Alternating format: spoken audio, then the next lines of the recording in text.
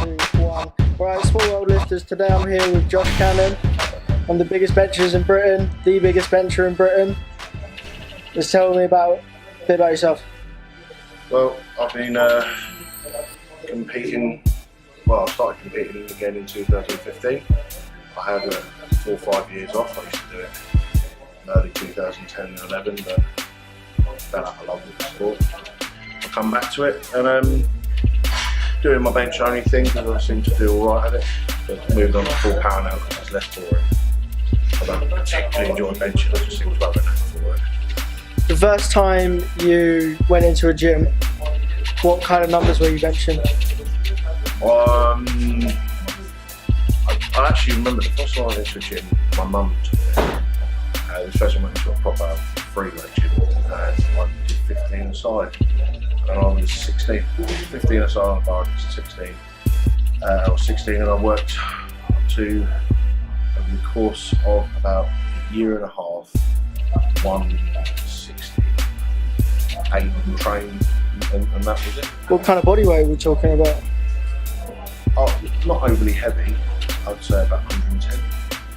110, even when you first started? Yeah. Yeah, I've kind of been a yo-yo diet for a while. Yeah. And when that's when I very first started. Then I left it all and went to work, joined the forces, come back, started again. Back then I didn't compete. When I come back to it in 2010 and 11, I did the bench only with the nationals and got kind of pissed off because there was no differentiation between raw and equipped. There was just one. Yeah. And I benched the most raw and still come about 7th. And it kind of hit me hard. What number was that back then? 237.5. Wow. I attempted 251 back then, which was, I believe it was the all-time heaviest record for a good part, best part of the decade. Mm-hmm. And I narrowed and missed it. It was just staying up here.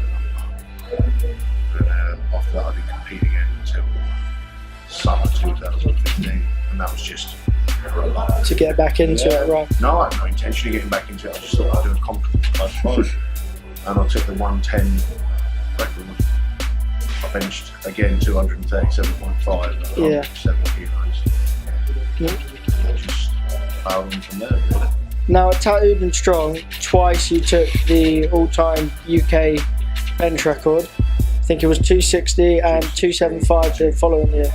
260 in 2016 and 270. 270. Well, a couple of months ago. It's 272.5. Ah, right, okay. Because I was really knackered. So what goes through your head when you're going through that moment? Hoping the bar doesn't go through my head is pretty much the only thing that goes through my head. That was just a bit of a, I don't know, kind of me and Sean, my sponsor, was back then when we decided we'd be a bit sneaky, and I put in an open of 230 kilos, which, you know, considering my 100% sort of my max comp is quite light. And 5 minutes before we're due to go out, we changed it to 270. Just because even though I'm trying to do 270, it puts, you know, it's a bit of pressure. Otherwise, nobody knows, and they don't care really, do they? Yeah. And I actually missed it. Very, very close, but I missed it on lockout. And I sat down, and my old coach, Andy Cusick from Northern Ireland, came over the bench, and he had a very stern word with me about what I was doing wrong. Yeah. He gave me a good talking to. I said exactly what I needed to hear, and the next time, I wouldn't say it felt easy, but it just happened. It just happened really comfortably. There was more in the tank if I hadn't missed my first attempt. The idea was I'd get it on my first and then go for £600 on my third, miss that second. But yeah. I went for £600 on the third, and I was just. And obviously it's psychologically testing to come back from missing an opener, especially when it's going to be the all-time record. You said Andy Cusick spoke to you, but what kind of mental battle did you have to overcome in that short time before you had to take that second lift? To be honest, I just wanted it really, really badly, and I didn't want to look like a twat. So anyway, I can put it. For fear of bombing. Yeah, absolutely. I knew if I didn't get it on my third, if I didn't get it on my second, it was never going to happen on my third. But everything, I can't explain it other than it just felt right. So, you know, I didn't have to fight the line, it just came down, heard the press command, then it went up in exactly the right position and it moved. I wouldn't say it moved fast, but it wasn't a grinder, there was more in the tank. Yeah. A good deal more. And when I say more, at that kind of weight, I'm talking 2.5, maybe 5 kilos if I hadn't been a family room first attempt. You use tremendous leg drive. Where did you learn this, and what do you think are the best cues for using leg drive? Never learned it, it just kind of happened. With leg drive, I see a lot of people on Instagram, they go 210 pause for 3. I mean, in my opinion, I don't think you should have to stay with pause. It should always be 3. You should always be paused, because that's what powerlifting is. Powerlifting benches are paused. And so what I do is when I do exaggerated pauses, that's my thing, is I'll hold the bar in my chest for 3 seconds. And I won't choose a too heavy a weight. I think the max I've done it with is 230. But normally I do it around 180 to 200 for 5 to 8 reps. And the exaggerated long pause, by the time you get to rep 3, 4, 5, 6, you know, depending on the weight, you have to use a leg drive. So you learn how to sort of, I can't flip your chest. Now there's so many cues in the bench press. I personally think it's one of the most complex lifts of the 3 power lifts, probably the most complex lift. What cue do you always find yourself forgetting, either during your warm-ups or even in your maxes sometimes?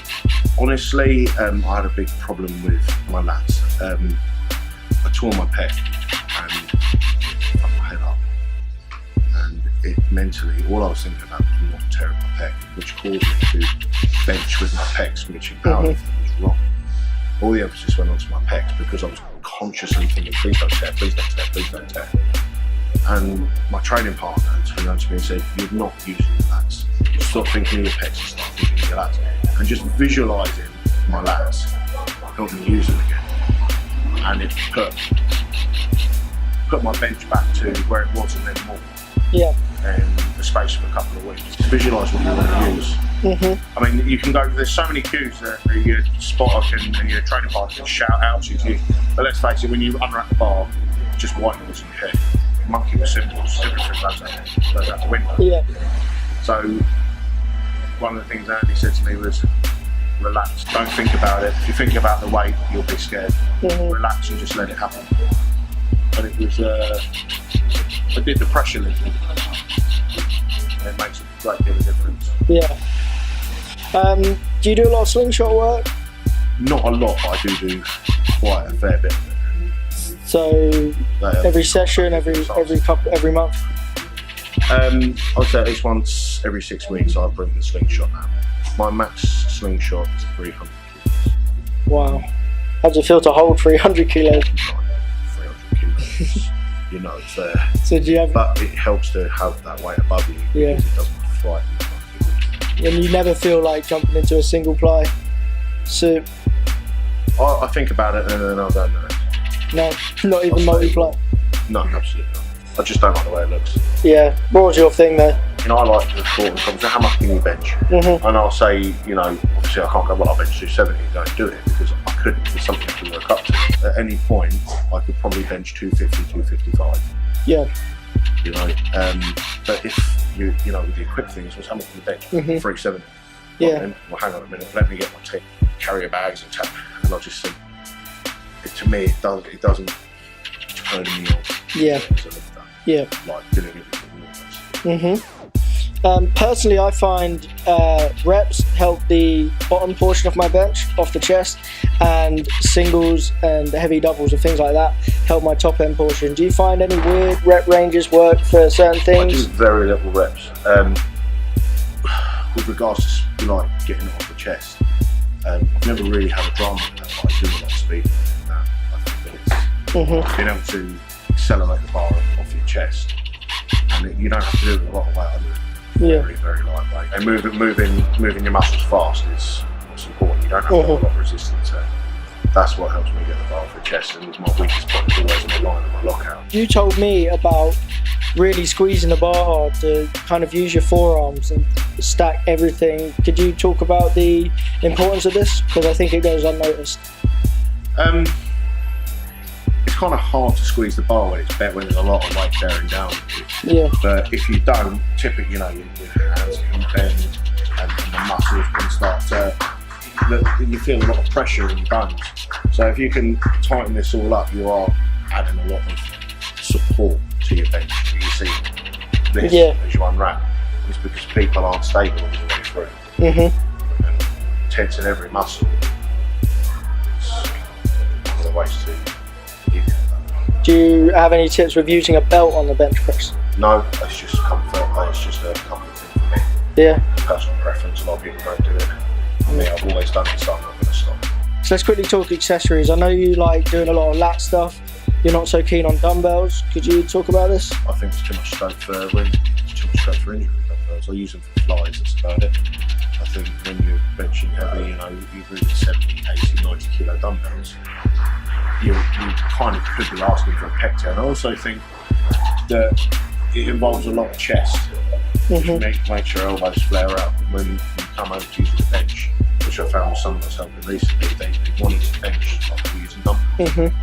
So for me, I'm not a fan. Is there any time you've had to address a shoulder weakness, and how did you know this could have been a shoulder weakness? I don't do a great deal of shoulder. My shoulders work quite well, but I don't have big delts or anything.